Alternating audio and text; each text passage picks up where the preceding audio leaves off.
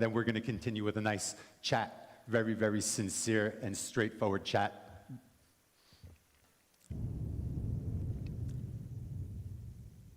It is said that the darkest hour of the night comes just before the dawn. During these times of trials and tribulations that test our resolve and commitment to liberty and democracy, the Turkish nation has always walked a path towards the light. From the war of independence against occupying foreign powers and the fight against all forms of terror to Turkish support for just and righteous causes around the world, the Turkish people have always stood for the ideals and shared values that bind humanity. The most recent chapter in the Turkish people's struggle against tyranny and terrorism was written on the night of July 15, 2016. In the lead-up to that historic night, an obscure radical cult known as the Fethullah Terror Organization, or FETÖ, had put in motion a plan that would become the ultimate attack against Turkey's democracy. Through a network of schools, which FETÖ used as a recruitment tool, and religion as a disguise to cover sinister motives, the terror group was able to brainwash many individuals into doing its bidding. On the night of July 15th, the cult's sleeper cells that had infiltrated Turkey's armed forces were ordered to carry out a coup attempt. Tanks and warplanes belonging to the state were deployed to take control of strategic assets and turn their guns against the people. Bridges, highways, and TV stations were seized, and police headquarters and parliament was bombed.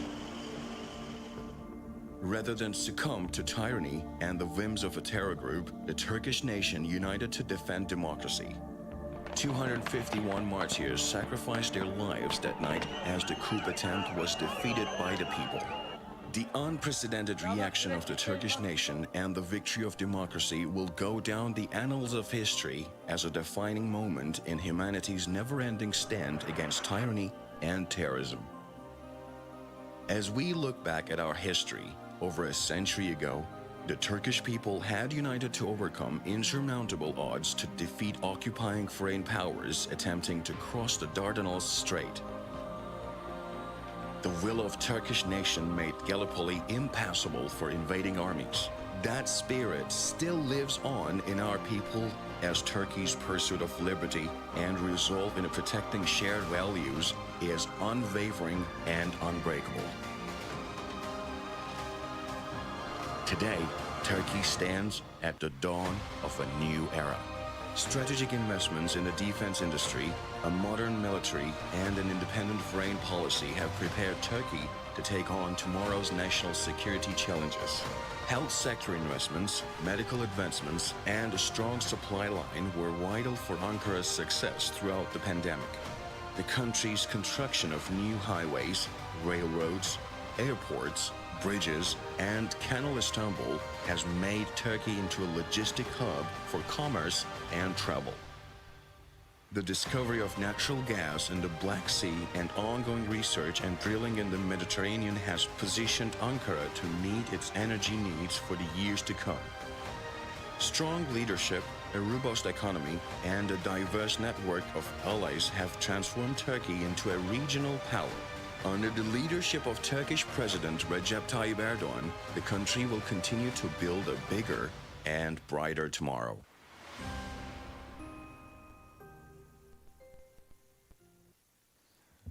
Okay, thanks to the Directorate of Communications and the Director Fahrettin Altun for that wonderful video. Now, July 15th, one of the most interesting parts of July 15th is that it's a shared experience. It's kind of like the pandemic. We all have a shared experience. We were all locked down. And for everyone in Turkey, July 15th was a shared experience. You can ask anyone where they were that night, and they'll tell you where they were. The night of July 15th, I was at a Kına Gecesi, which is a henna night, the cultural equivalent of a bachelor or bachelorette party. So it was kind of interesting. 1 minute I was dancing, next minute coup. So very, very interesting the way that night unfolded, and I'll tell you that story later on. I don't want to take up any more time. Now, today we have the diplomatic world and the business world kind of together. And when we look at diplomacy and business, both of these are social interactions. Social interactions are very important, and when undertaking these social interactions for success, you need to choose the right partners. And the Foreign Economic Relations Board is definitely the right partner. When we look at its members, they constitute close to 80% of the Turkish economy. They have a wide network of contacts. They have special representatives based on each country, and they give very, very strong concentration and commitment to furthering these relations. And when we look at what happened July 15th, now I want to go back to July 15th and this organization behind July 15th. Now, in Turkey, we call this organization a terror organization because what they did on the night of July 15th, 251 people were slaughtered. Why? Because a group wanted to take control of power. This was not the military acting against the government. This was not a political ideology acting against the government. This was a small group of people that wanted to seize power undemocratically, and they used the state's assets against its own people. Now, when we look at this group and what they did inside, it's a terror organization. But when we look at what this group is doing in many countries around the world, their activities are a lot more similar to a crime syndicate group, very similar to a mafia, very similar to an organization that runs a lot of rackets. One of the most important avenues that they like to concentrate on is education. Now, when we look at their beginnings in Turkey back in the 70s and 80s, they entered the arteries of the Turkish state through education networks. They were very, very patient. They created their own class. They strategically placed their graduates inside very, very important institutions. And over the years, as they gained power, they prepared for one purpose, and that was a complete takeover of the government. Now, the reason why I'm explaining this to you is I unfortunately see exactly what was done in Turkey slowly unfolding in many other countries. Now, I'm not saying that there will be a coup in another country or this and that, but when we look at a systematic behavior analysis of what happened in Turkey, and we see what this organization is doing in your countries, we can create a modus operandi for this group, and we see that they have this certain blueprint. So while they operate in your countries, they use NGOs, they like to inject themselves into issues that are very, very important in popular culture. For example, they'll present themselves as interfaith dialogue. They'll present themselves as pro-human rights. They'll present themselves as pro-women rights, pro-LGBT rights.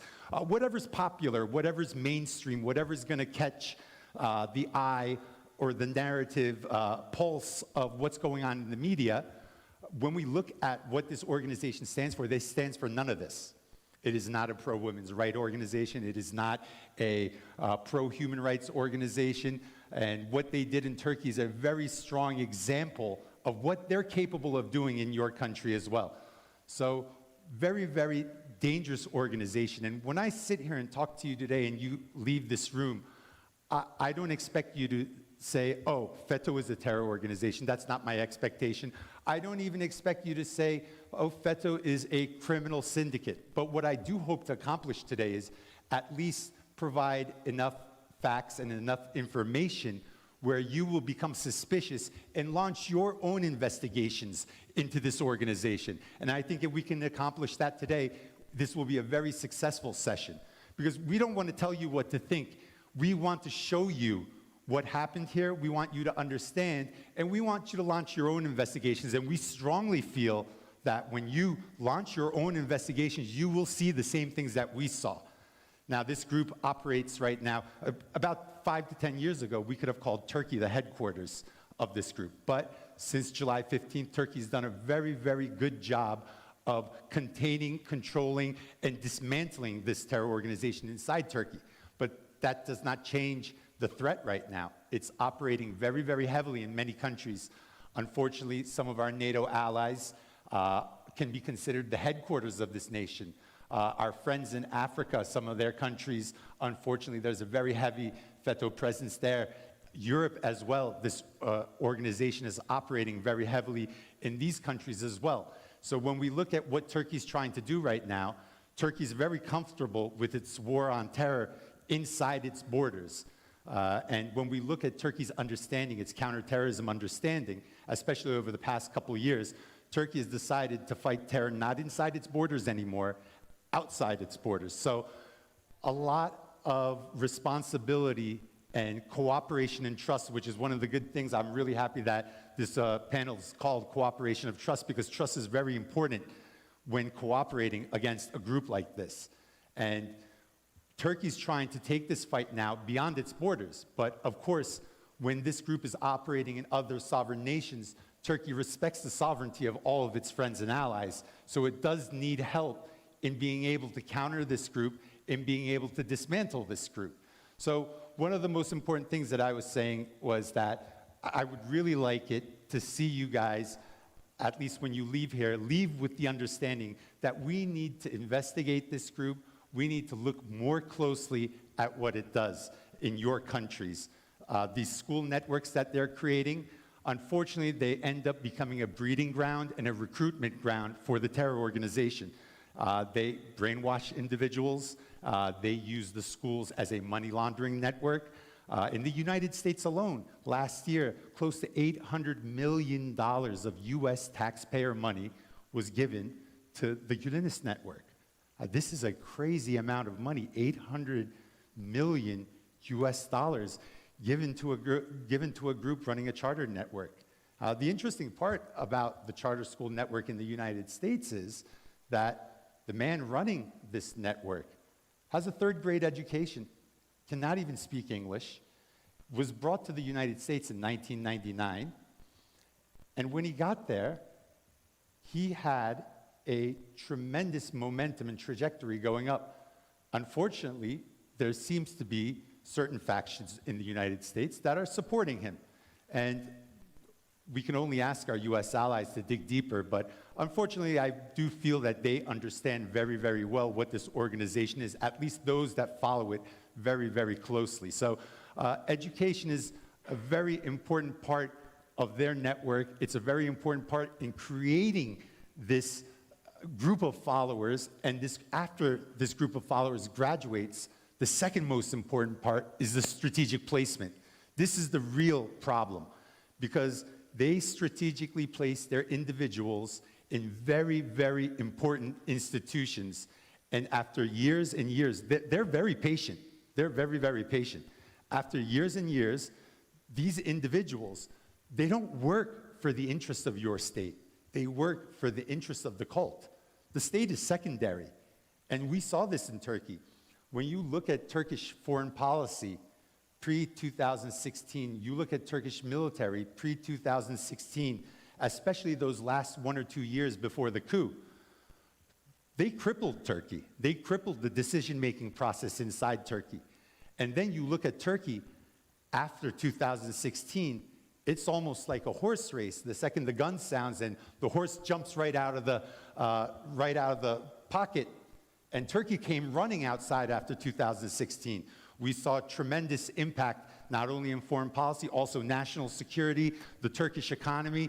So you can see the crippling impact that FETÖ had on the Turkish government. So this was a very, very important counterterrorism operation after 2016 to cleanse this group from the arteries of the Turkish decision-making process and bring back people that want to work for the national interest and further Turkey's standing in the world. Now, one of the most important things is slowly, after 5 years, we're beginning to see more and more of our allies understand what's going on. And from what I understand, there's going to be a little award ceremony afterwards to congratulate the countries that have understood Turkey's national security concerns and have helped Turkey dismantle the foreign arms of this terror network. And going forward, not only dismantling the arms of this terror network, also doing business between Turkey and our allies, many of our allies here in this room, doing business going forward. It's very important, as I said at the beginning, to make sure you have the right partners. And as I said, working through legitimate channels, working through respected channels, working through well-represented channels is always the way to go. The Gülenist organization does not have any type of political representation in Turkey. They do not have any type of legitimate status inside Turkey. They are a terror organization. And I understand that many of you may have problems being able to identify who belongs to this network and who doesn't. And I'm sure that our ambassadors in your countries will be able to help you have a better understanding of who individuals are when they're sitting down and making business deals or talking about diplomatic actions and whatnot. So that's very, very important as well. You know, when I came up here and sitting down talking to this many ambassadors, one would expect to have some notes with them, but you know, I didn't bring any notes with me, and the reason why, U.S. author Mark Twain, he always said that when you speak the truth, you never have to remember what you say. And one of the things we're doing here is we're speaking the truth. We're speaking truth to power, and when you speak truth to power, you don't need notes, because these are experiences we all lived. I lived these experiences. Our deputy foreign minister lived this experience. All the members of DEİK here, they live this experience as well. So we don't need to have anything prepared to talk to you guys, because we're just talking from memory. We're talking from what we lived. And one of the things that I really wanted to do is have a sincere conversation with you guys today. I don't want to sit here and talk at you. I want to talk with you. And if you guys do have any questions, please interrupt me in the middle of my talk, and I would love to answer your questions. And I think engagement is very, very important. Dialogue is very, very important, because, as I said before, this is a cooperation of trust, and trust is the basis of furthering these networks. Now, I see a lot of strong representation, especially from the continent of Africa today, and this pleases me a lot, because Turkey has invested heavily in Africa over the years. It now has the third largest diplomatic network, I believe, on the African continent. And to see many African ambassadors here today shows that they see that commitment by Turkey to the continent, and they're committed to understanding Turkey's national security concerns. Now, I work at TRT World. I'm the editor at large. My name's Yusuf Aram, by the way. I did a documentary a couple of years back called The Network. It was about the FETÖ terror organization. And during this documentary, I got to visit Nigeria. I also got to visit Ethiopia. And it was a wonderful experience visiting great people over there. But I also saw the FETÖ presence in that country as well. And unfortunately, this presence is growing on the African continent. And this is something that Turkey's ready to work with its partners as well. Again, I see other countries as well. I don't want to name them because I'm running out of time. And I'm sure rather than listen to me speak, we have some very, very special guests that you'll probably want to hear speak as well. So I want to continue on now. Our chairman, Mr. Nayet Olpak, extends his deepest apologies for not being here at the moment due to an unfortunate loss of a longtime friend. So unfortunately, he's at a funeral ceremony right now. But I would like to give the floor first to a board member from DEİK, Ms. Ebru Özdemir, to deliver her remarks right now.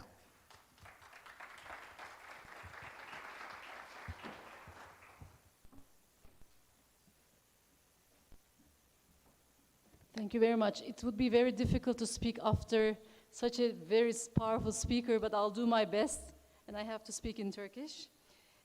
Dışişleri Bakan Yardımcımız Sayın Mr. Deputy Minister of Foreign Affairs, Mr. Yavuz Selim Kıran, distinguished ambassadors, distinguished representatives of the diplomatic missions, distinguished members of our diaspora, and dear participants. First of all, I would like to wish you healthy days, because health is the onset of everything. And I also would like to commemorate the 5th anniversary of the failed coup attempt that was dismantled by the heroic citizens of our country. And I would like to convey best regards to each and every one of you on behalf of DEİK, the Foreign Economic Relations Board. I commemorate the martyrs those who lost their lives during the failed coup and those who were even injured during the process. And I would like to convey our appreciation to our nation. 5 years ago, the whole Turkey was faced with an agony of a coup attempt. They actually challenged our nation for democracy, and our nation stood against the plotters, and they actually diffused the attempt.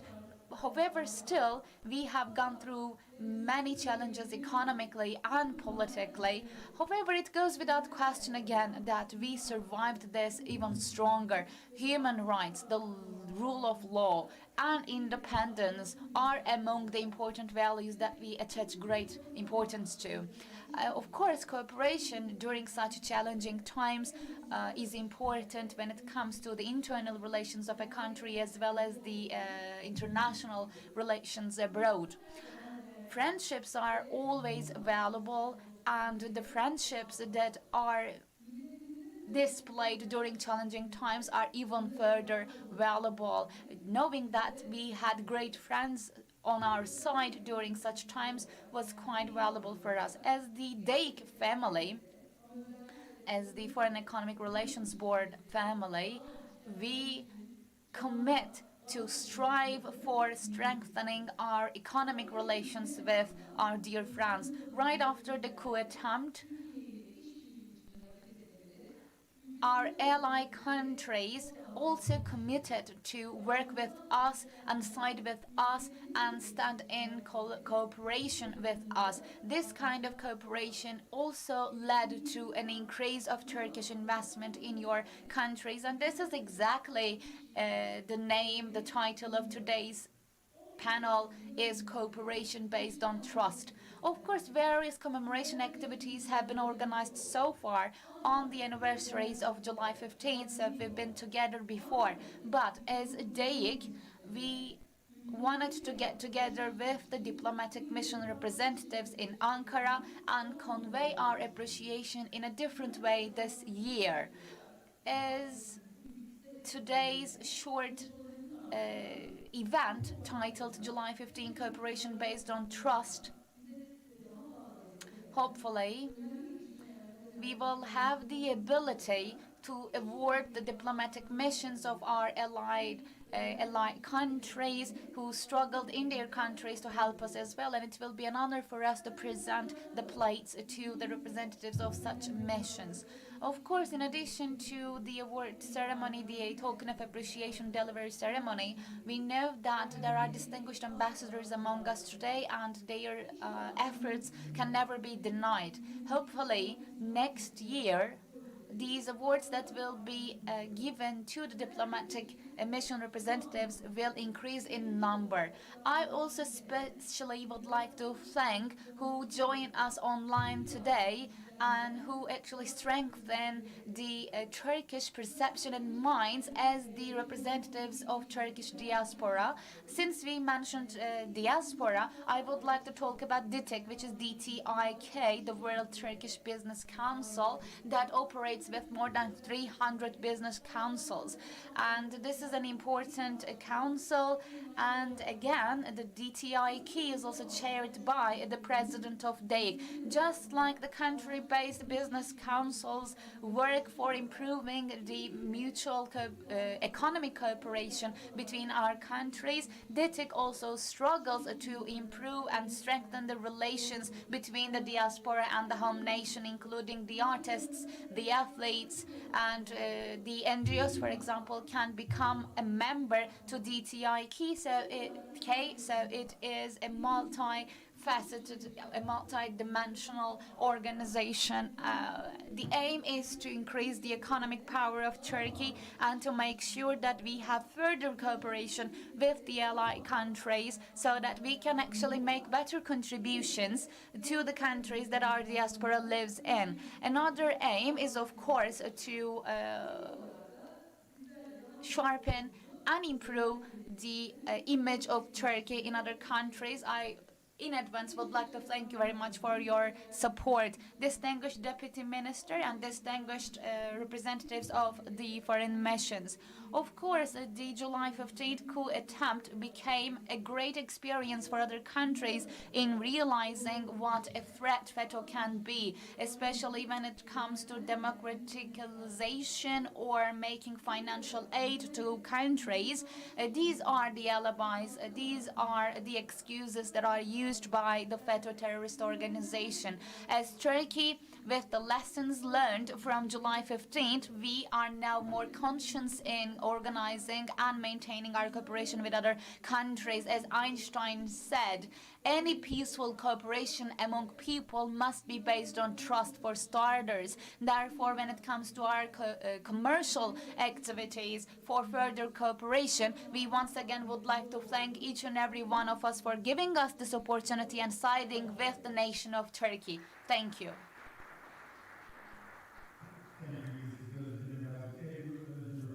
Of DEİK, the Foreign Economic Relations Board, and DEİK truly is like an all-star team of Turkish business, of the Turkish economic realm, and very, very happy to see them hosting this type of event.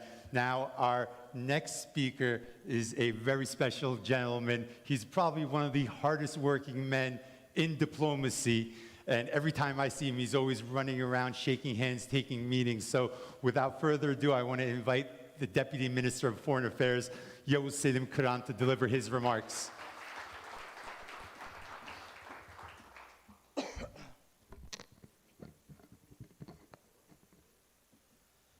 DEİK'imizin ve Distinguished members of the Executive Board of DEİK and DİTİK, distinguished ambassadors, distinguished representatives of the foreign missions, distinguished representatives of the diplomatic world, distinguished representatives of the NGOs, and dear press members, ladies and gentlemen, I would like to convey my best regards to each and every one of you.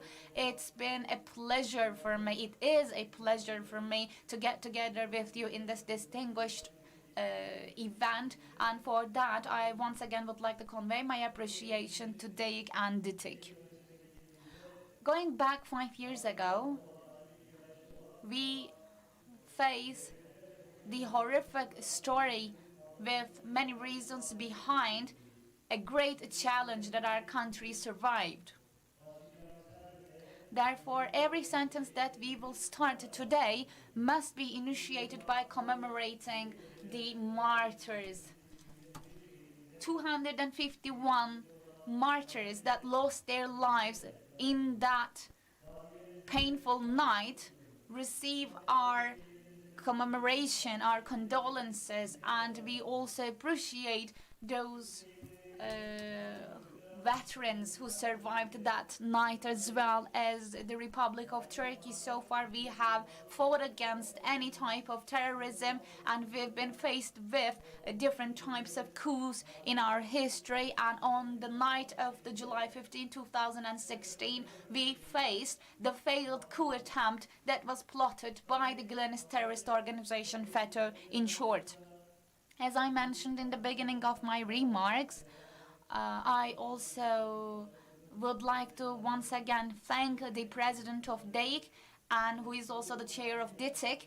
As Mr. Yusuf mentioned, Mr. Nail Olpak wanted to be here physically, but he's unfortunately shaken by the sorrow of Abdurrahman Gürsoy's tragic death, who was a dear friend to the president of DEİK and who is a member of a really distinguished family. So I would like to pay my condolences to the family of Gürsoy as well.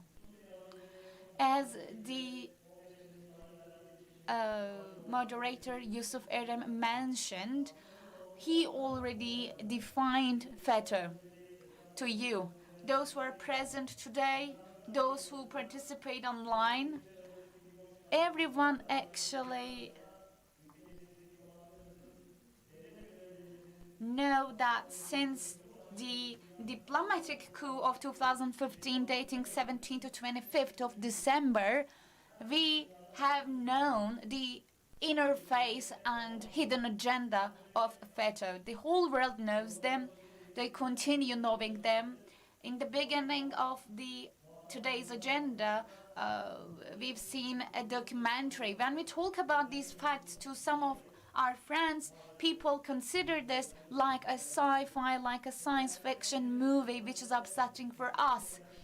We always convey our expectation of support from them when it comes to combating the FETÖ terrorist organization. And although they know the agenda of this terrorist organization, although they know the operations of this terrorist organization, they talk about the independence of judiciary.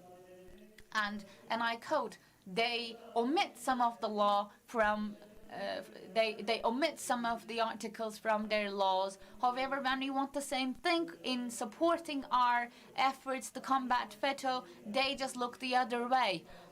Because, yes, it looks like a movie scene, but it's not a movie. It was reality. It brought fire to our hearts, and we were all shaken by the deaths of our people on the Bosphorus Bridge, on the Grand National Assembly of Turkey, that is the demonstration of democracy in Turkey. We have experienced this at the presidential complex of the Republic of Turkey. So once again, I would like to thank each and every one of you for siding with us. Of course, when I talk about my disappointment, I exclude the distinguished ambassadors and their countries that are present here today, because you helped us in taking concrete steps, and we are in awe of you. Thank you very much. But there are others that are not as sensitive as you, that challenge us with certain legal texts. We ask them, what does it mean to be an ally? They remain silent. When we have them visit the Grand National Assembly of Turkey, which is the Turkish parliament, they see the bombarded walls and windows and the roof, and they are left speechless. During the 9/11, those who attacked the Twin Towers, they were also terrorist organizations, and what would they think if we were hosting the plotters of 9/11? Or imagine the European Parliament being bombarded. Imagine Turkey embracing the plotters of such a bombardment. What would you think of us? We ask all the time, and they remain silent once again. So, which law, which judicial principle, which value outweighs being an ally? Each and every one of you, distinguished foreign mission representatives, has supported us, and this support's been quite valuable to us, and we have seen the reflection of this support in our combat against FETÖ, and you have helped us, you have sided with us during the darkest of times. Back in that time, 5 years ago, I was a consultant to the minister himself, and we had such important contacts in Azerbaijan. And then we were on the plane, and we landed in Samsun province of Turkey. And Mr. Minister also made openings in Samsun that excited the protocol of Samsun together with the nation and the citizens of Samsun. And during these items of our agenda, we heard what was happening, and then we took it to the streets, we took it to the squares. Mr. Çağatay Kılıç used to be the Minister of Sports and Youth back in the time. Even together with that ministry and other representatives, we were at the square of Samsun, and the Turkish nation represented and demonstrated its will on the streets, on the squares, and they became the heroes to salvage Turkey from the coup attempt. While doing that, the diplomatic contacts continued. People phoned Mr. Minister. Certain friends started calling Mr. Minister as soon as they heard about the coup attempt, and they underlined how much they side with Turkey, how much they believe in the Turkish democracy. But as the hours went by, as the time passed by, we realized that we cannot reach some of our allies. They are out of reach. they're out of reception. And Mr. Minister and all of us realize that they stay silent until they see the end of it. Until it was understood that the coup is being dissolved, and then the phone started ringing again, because the whole world realized the heroic actions of the nation of Turkey under the leadership of the President of the Republic of Turkey. After realizing that we were not going to be defeated, the phone started ringing again.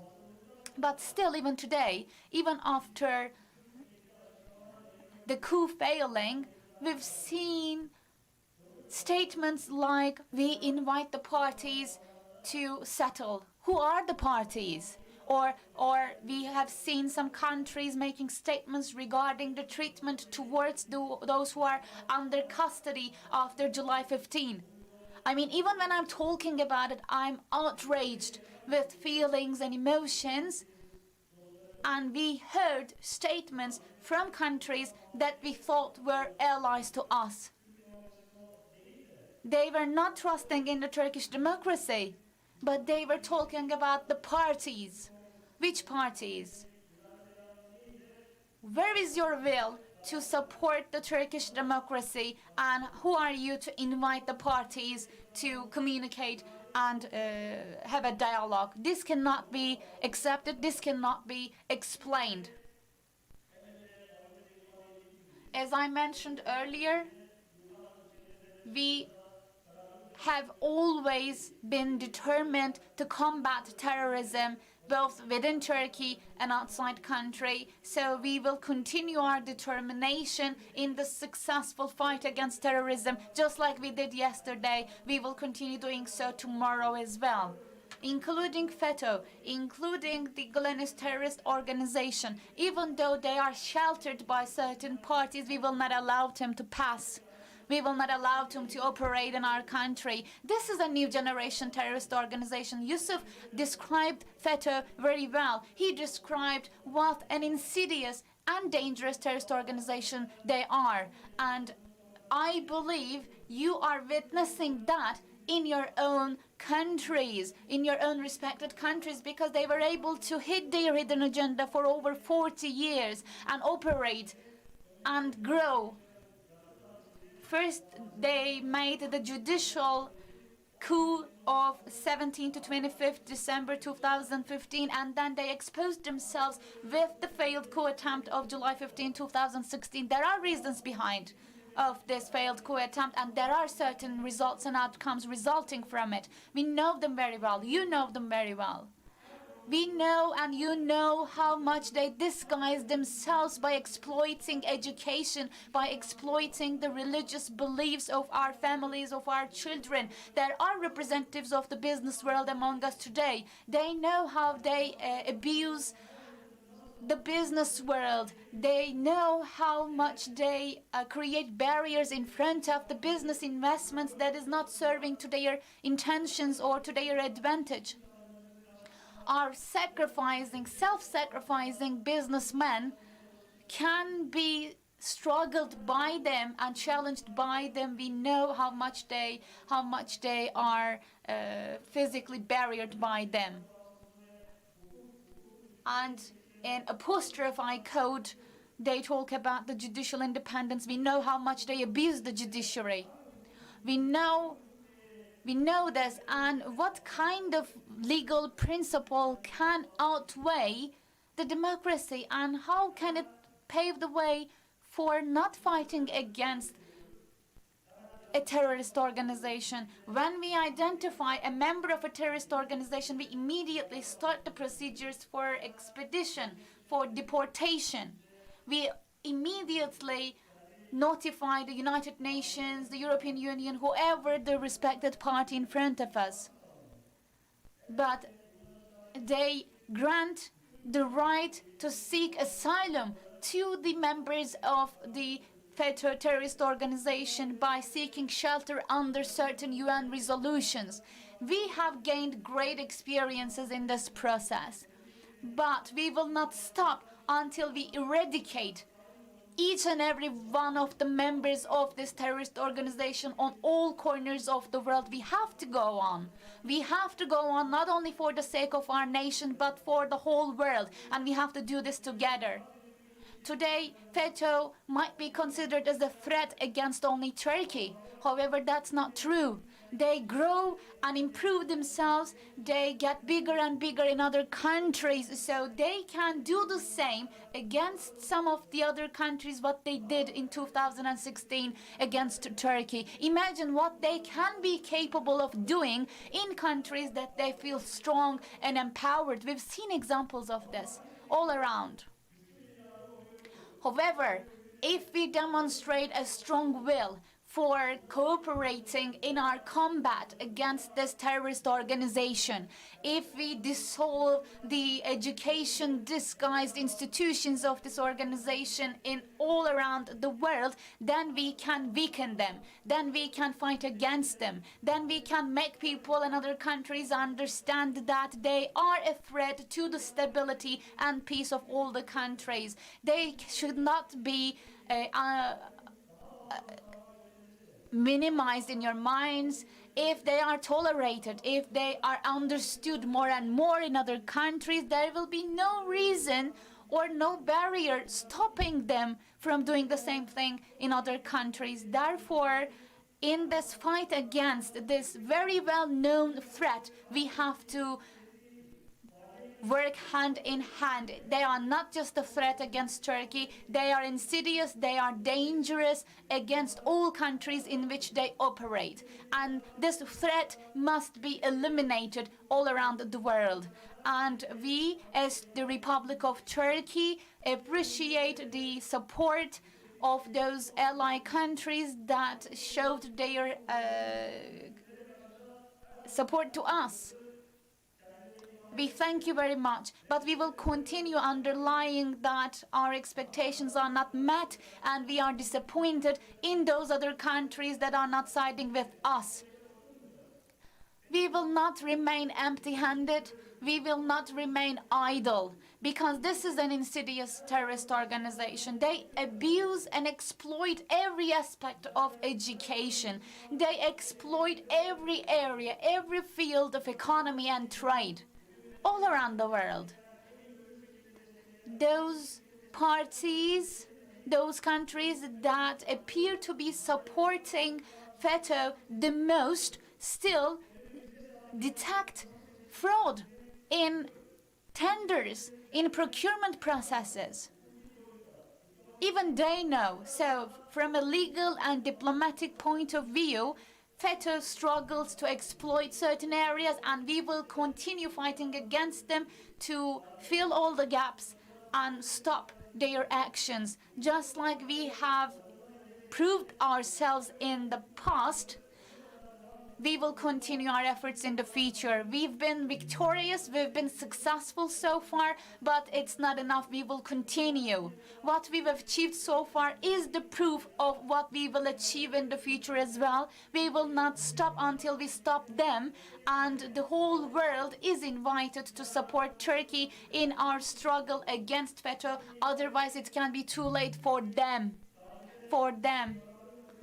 We know, looking back at the history, that you cannot gain anything supporting terrorist organizations. However, supporting Turkey, being allies with Turkey, is a gain for each and every one of the countries in the world, as we have seen in the history, as we see today, as we will see in the future as well. What the countries must know, that our number one agenda item in our foreign relations with those countries is fighting against FETÖ terrorist organization. I said there are reasons behind of the coup attempt. I said there are outcomes resulting from it. Of course, in all this scenario, the reasons behind was related to the foreign policy of Turkey, because looking back what Turkey was doing prior to the July 15th, imagine what could have happened if they were successful, if they did not fail. We can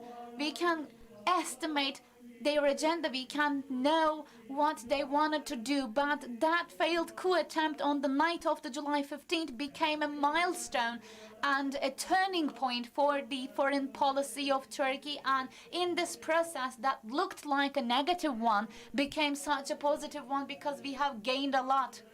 Let me give you an important, a striking example. Of course, FETÖ infiltrated in our strategic organizations and institutions, and one of the targeted organizations in that night was the Turkish armed forces. And certain foreign delegations visited Turkey on that time, and they witnessed firsthand how we actually dissolved them. And they were surprised to see how much we went back to normal after that violent night. Certain delegations couldn't understand how we succeeded in normalizing the life, and they asked us, how did you do that?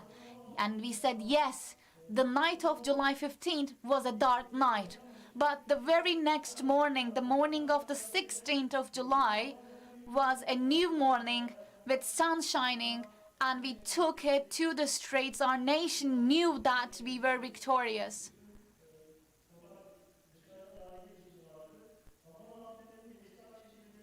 On the night of the 15th of July, there happened a failed coup attempt.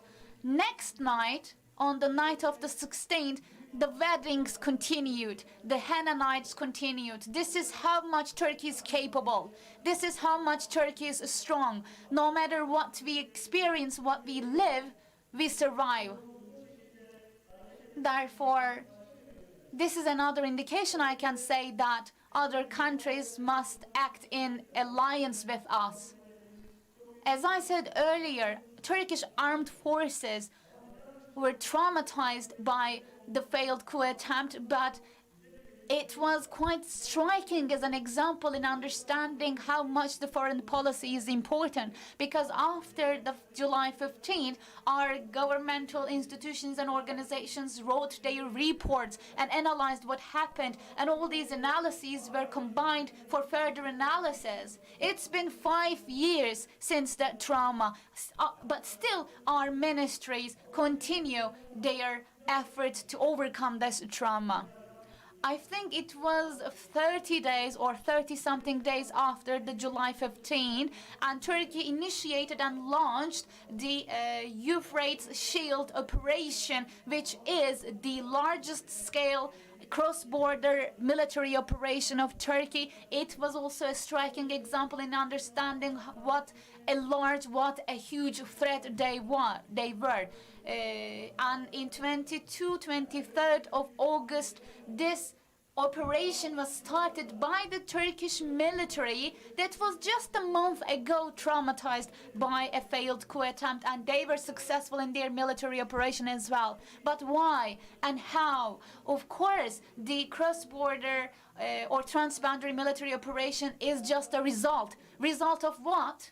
The effort to disseminate the cross-border threat on our territory, on our country. We were just a month away from the 15th of July, and we were not that through and complete with our actions in identifying what happened on the 15th of July. But our army was successful, and Turkey will not bow down against these threats, in or out. And Turkey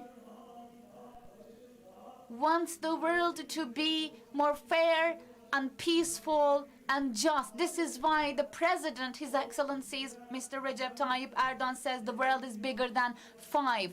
This is why we have to adopt a perspective towards the world that is 360 degrees, covering all angles. We know this. We know this, and thank God they failed. Thank God we succeeded. In their agenda of striking and demolishing Turkey, they failed yesterday, they will fail today and tomorrow. And in these efforts, our ministry always keep FETÖ on its agenda. and some of the confessions were also published on the media and broadcasted, which indicated how much the Ministry of Foreign Affairs of the Republic of Turkey was targeted by this terrorist organization. They did a lot. They did such changes. Unfortunately, we realized these later on.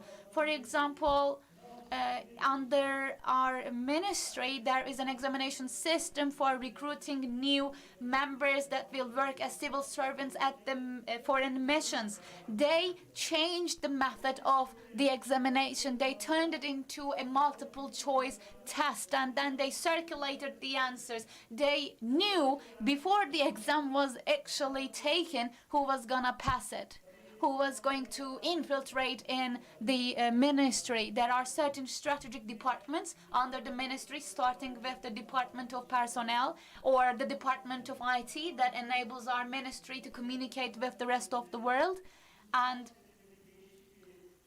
with this change they made on the exam system, they had a hold and control over who were going to be recruited for the Ministry of Foreign Affairs.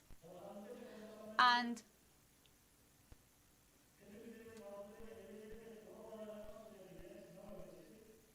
they used certain cell houses, like a safe house, where they trained certain students for the exam that they designed so that their future members would pass the test and become a member of the Ministry of Foreign Affairs. We have detected all these crimes, all these actions, all these unlawful actions. They changed the system, and after the change of the system, they actually circulated the questions to certain students, and unlawfully they recruited people who are not fluent in English, who doesn't know English. However, they recruited these people with no language skills under the Ministry of Foreign Affairs, and we have fired 617 people from our ministry in this process after detecting them one by one. And those people that so-called passed the exam are no longer with us. They have been let go, of course, and they must be inquired. They always make propaganda about how much they love their country and so on. But now, those who claimed to love their country run away from this country. They escape with their heels on their back. They feel no sense of patriarchy. They have no sense of homeland. They have no sense of peace.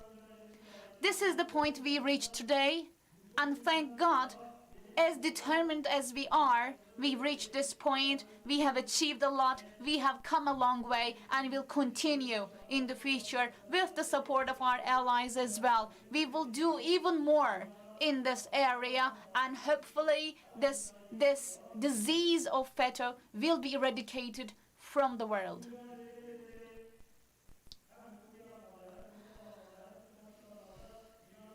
Legally, diplomatically, and economically, we will continue our fight against FETÖ through our diplomatic missions and ambassadors in other countries. We will keep talking about FETÖ. We will keep telling what they're all about. And thanks to the supporting ally countries in 42 countries, the FETÖ schools have been handed over to Turkish authorities. This is not an easy task. It's about finances, it's about institutional capacities. But we managed to do this handover, this transfer of schools to us, thanks to the support of our ally countries. Thank you. Right now, those schools that are transferred to Turkish authorities continue their educational activities in the most up-to-date and modern manner. There are many ambassadors among us today, like from Bosnia-Herzegovina and so on, that can attest to the fact that these schools actually continued its operations in a stronger manner after being transferred to the Turkish authorities. And when it comes to the deportation and extradition of these FETÖ affiliated people in other countries, we continue to monitor many legal case files that have been brought to court, which is more than 700 today. Just a few days ago, one of the important so-called leaders of FETÖ have been extradited back to Turkey by one of our ally countries. After the extradition, please look at what happens in that country, because the more they empower themselves insidiously in one country, the more they capture the will and mind of such country. The ambassador of this country, following the extradition of the FETÖ member,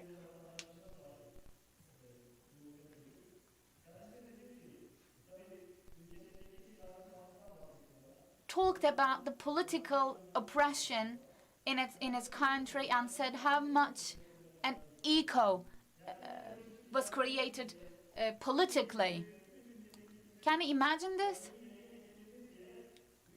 I mean, imagine an extraordinary parliamentary session is being organized because a terrorist organization is being extradited to Turkey, and with lots of media coverage. Do you understand how much they are dangerous? But I told the ambassador, don't give up. If we did the same thing, if we questioned what was going to happen as a result, we wouldn't be able to suppress the failed coup attempt. Even for the slightest second, if we questioned and surrendered, then we wouldn't survive, I said.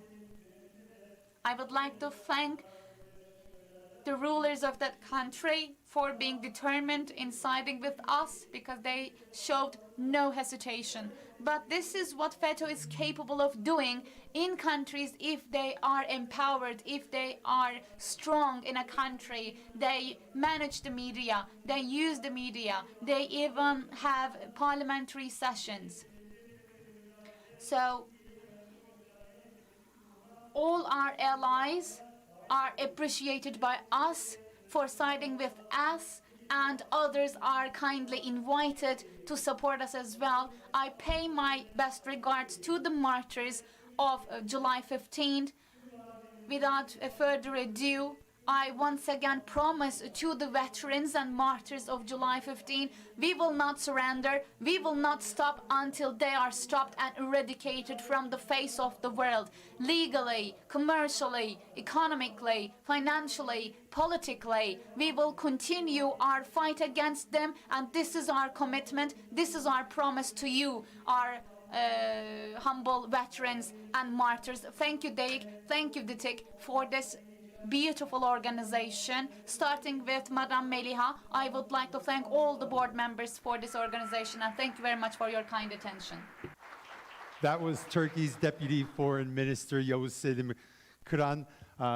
Deputy Minister, I'd like to kindly ask you to remain on stage. We have an awards ceremony, and I'd like your help in presenting these awards to the ambassadors. Also, I'd like to invite Ms. Özdemir back on stage to help as well. Just to touch on the Deputy Foreign Minister's comments, I thought one of the most interesting things that he said is, July 16th, everything was back to normal. And I think that shows the power of Turkey's institutions, a country that survived such trauma, being able to get back to normal within 24 hours. Of course, the fight against terrorism, these counterterrorism operations continued, but giving its citizens normalcy after 251 people died was very, very important, and Turkey was able to do that through the power of its institutions, through the leadership of its president and its multiple ministries as well. So very, very important. And again, the Turkish Deputy Foreign Minister trying to relay Turkey's experiences so you don't have to go through the trauma that Turkey went through, because unfortunately we are seeing the same blueprint slowly unfolding in many other countries. And the last thing Turkey wants to do is see its allies go through this trauma as well. So without further ado, we're gonna start the awards ceremony. So today's ceremony mainly reflects the mutual trust between Turkey and her esteemed friends, specifically on their early and sincere collaboration to contain the treacherous activities of the FETÖ terrorist organization. Now, before we start the awards ceremony, I also want to give a special thanks to the contribution of the ambassador from Djibouti, Aden Hussein Abdullahi. He's also the Dean Ambassador of the African Mission. So I want to give a special thanks to his contribution as well. Now, we're going to start the awards ceremony. I'm going to be reading off the names of countries. So when you hear your country's name being read off, if we can have the ambassador or the high-level representative come up to accept their award, and also joined by their representative from the Business Council. İş Konsey üyeleri de Büyükelçiyi davet ettiğimizde beraber gelebiliriz. We would like to ask the members of the Business Council to join the ambassadors on stage to receive the award. Thank you. Goes to the Islamic Republic of Afghanistan, the Afghan ambassador. Thank you very much.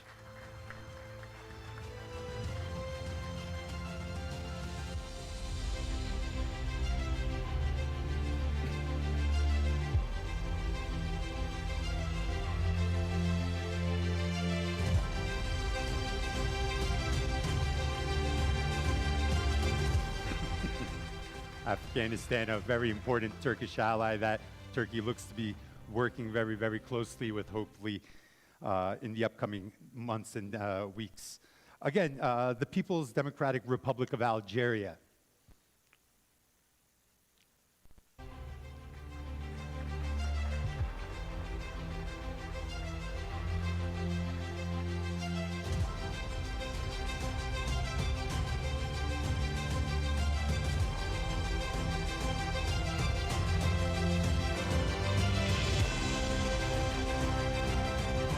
Algeria, also a very important country for Turkey as well.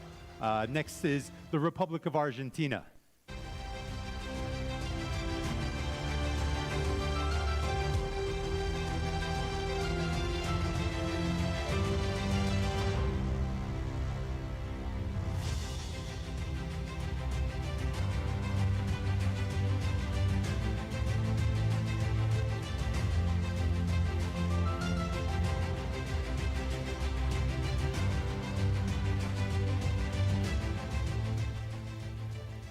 Distance means nothing to Turkey, Argentina, very far away, but also a friendly nation that is cooperating with Turkey on this. Next, Republic of Azerbaijan.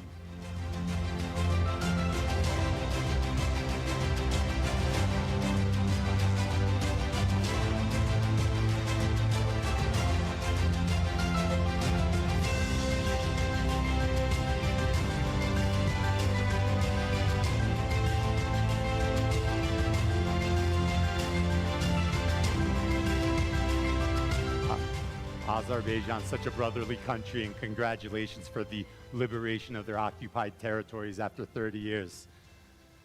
Republic of Cameroon.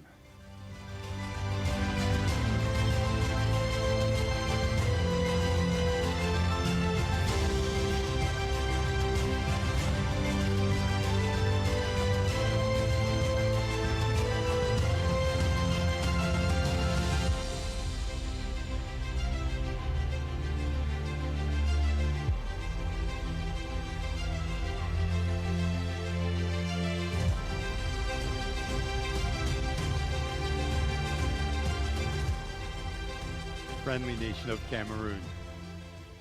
Next, the Republic of Chad.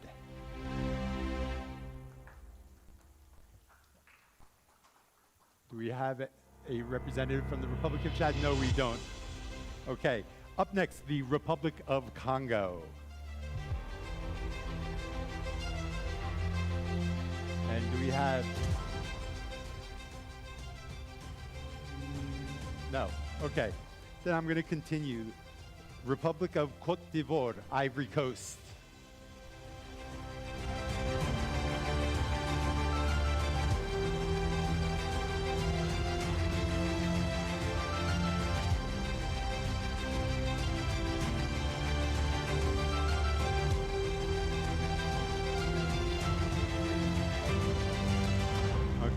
to call them again then.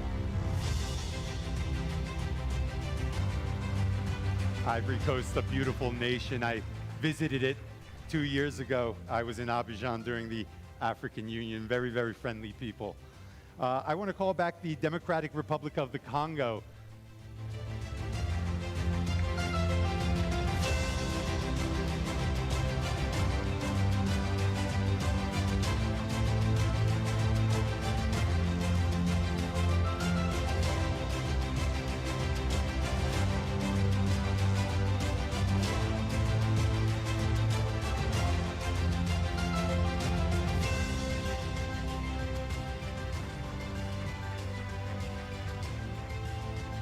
Next is the Dominican Republic.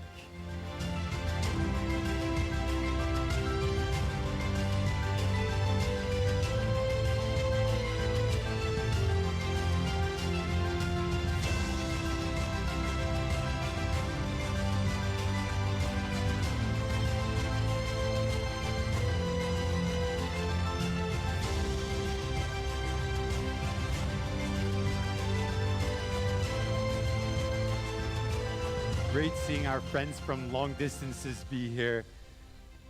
The Republic of Equatorial Guinea. Okay, we're going to continue.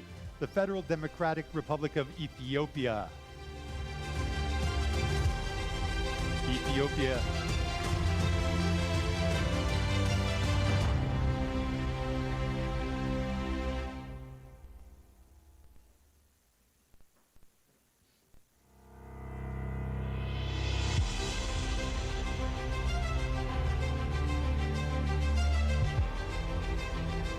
Ethiopia was one of the countries I visited when filming the network, and I must say the people were very, very helpful and very, very kind and warm and friendly towards Turkey. So congratulations to Ethiopia. Republic of Gabon.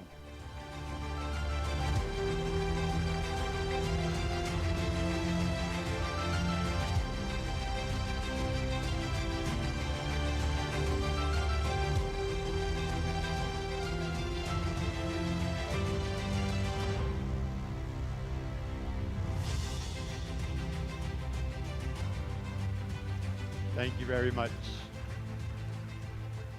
The Islamic Republic of Gambia.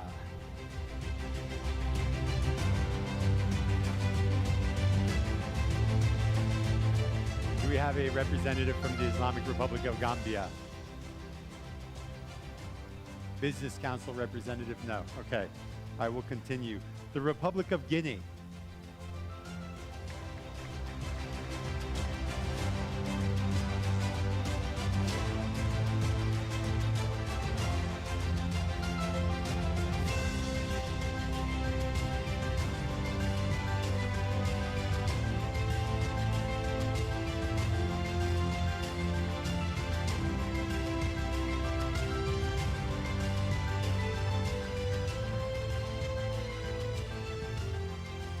The Republic of Guinea-Bissau. I believe that's a repeat. I'm going to continue. The Republic of Haiti. Any members from the Republic of Haiti or the Business Council? No. Okay. While we're about to continue on, just want to express condolences for the assassination of the Haitian president. This was something that greatly saddened members of the Turkish Foreign Ministry and the presidency as well. And let's continue. The Republic of Iraq. Our friends from Iraq.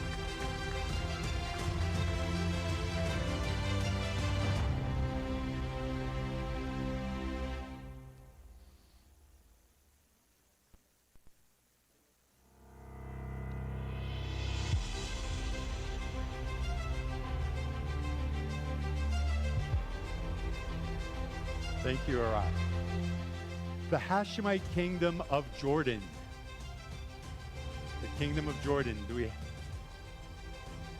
No. Then we will continue. The State of Kuwait. Kuwait. No. Then we will continue. Libya. Do we have our friends from Libya here? Okay. And we will continue. The Republic of Madagascar. Okay, let's continue again. The Republic of Maldives. No one from Maldives here as well. Okay, then we will continue. The Republic of Mali. Yes.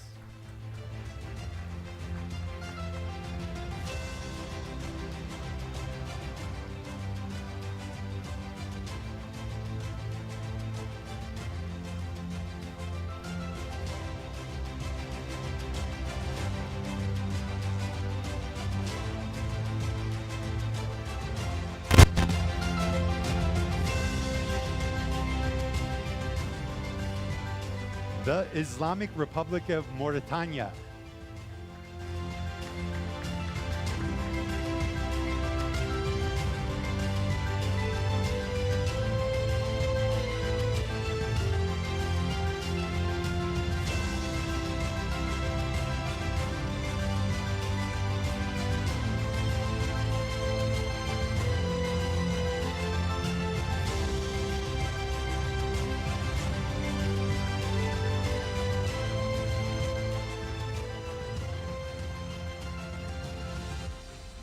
Montenegro. Our friends from Montenegro, are they here? Okay, then let's continue. The Kingdom of Morocco.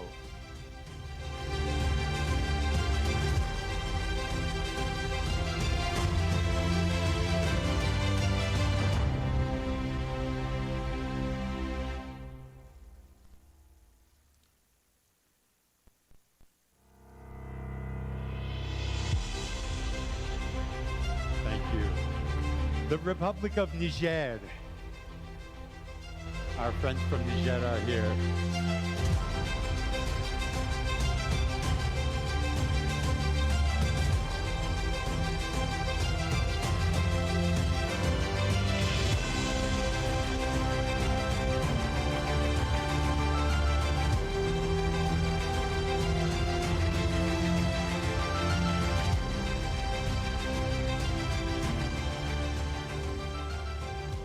The Sultanate of Oman.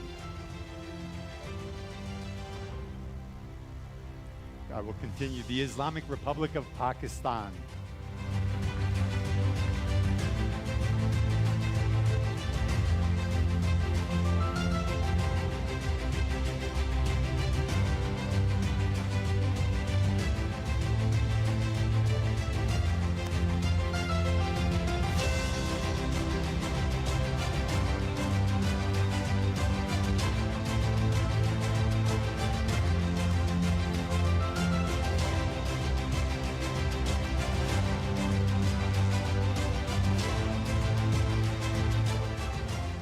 The Russian Federation.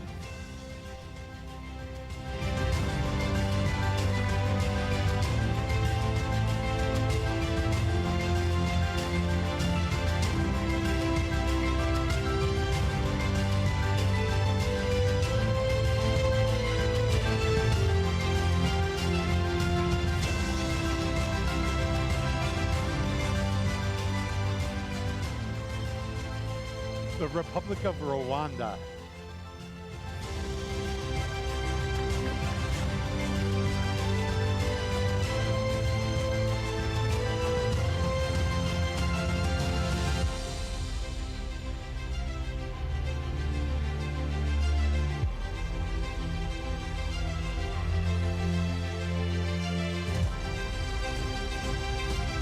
The Republic of Senegal.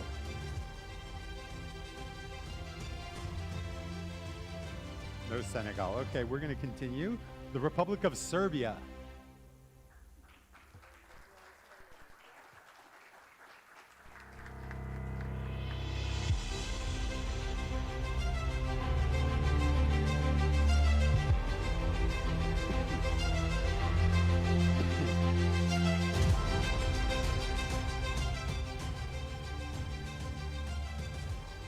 The Federal Republic of Somalia.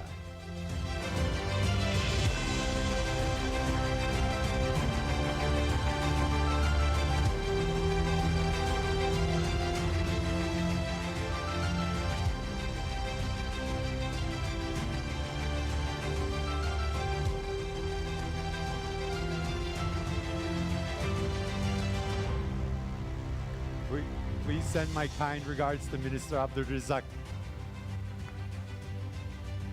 The Republic of Sudan.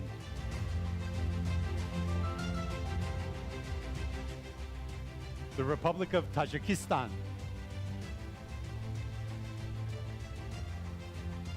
The Republic of Togo.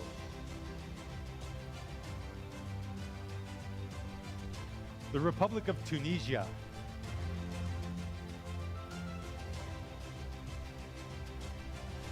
Turkmenistan.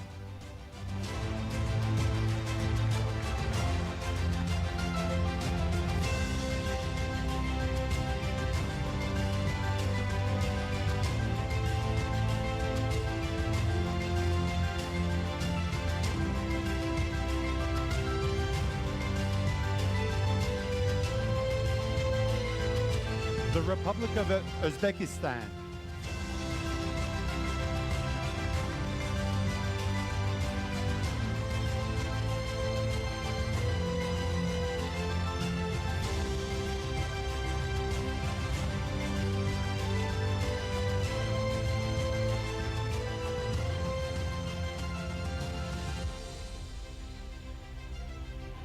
The Bolivarian Republic of Venezuela.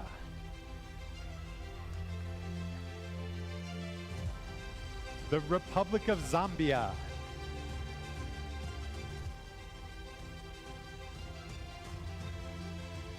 Okay. We also want to thank Bosnia-Herzegovina as well for many, many important contributions.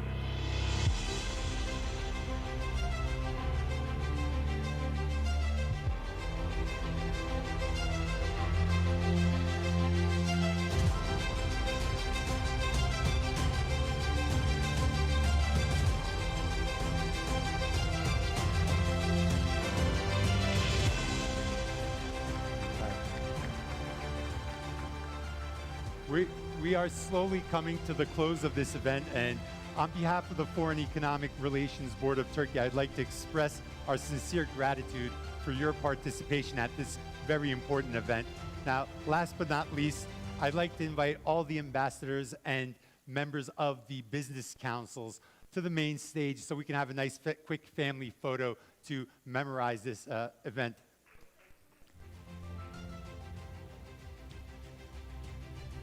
I also want to add very, very quickly, we honored 43 countries this year.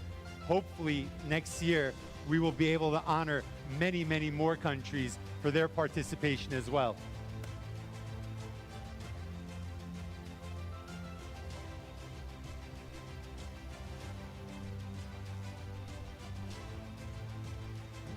All right.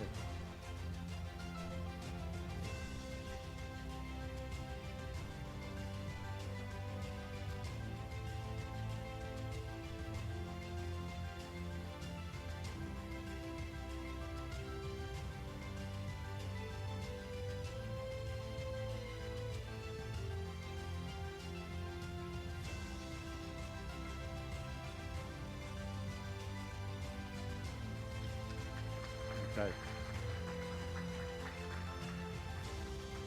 Honorable ambassadors, Deputy Foreign Minister Yavuz Selim Kıran, DEİK Board Member Ebru Özdemir, DEİK